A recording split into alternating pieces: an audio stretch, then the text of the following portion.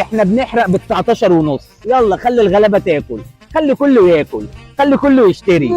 ماما بتقول لك عايزه 2 كيلو جوافه. عايز 2 كيلو جوافه؟ معاك شنطه يا حبيبي؟ روح هات شنطه وتعال. تركن يا باشا، تركن يا باشا. قطه سخنه ساقعه اي حاجه. تركن يا صاحبي، تركن. عايز مخدرات؟ يا عم انا مش عايز مخدرات، وطي صوتك شويه. كمان عايز لغوطي صوتي وانت عايز تقضي؟ يا عم انت شكلك كده معكش حاجه وسلام عليكم. خد تعالى معايا. يا عم عايز ايه بقى مني؟ فين فلوسك؟ انت معاك بكام؟ اللي انت عايزه.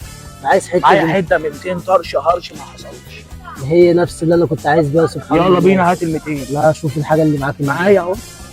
الله الله الله خلاص انا واثق هات فيك. بقى ال 200. اتفضل يا زميلي. هات ال 200.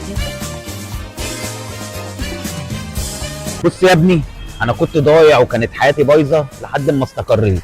ايه ده انت اتجوزت؟ لا انا بقيت سنجل. هنادي عليه عشان لا يا ياخدها. حبيبي هو شغال هنا، خليه هو اللي يشيلها. ماشي يلا خلاص. عايز حاجه؟ توكل انت على الله يا حبيبي. تسلم.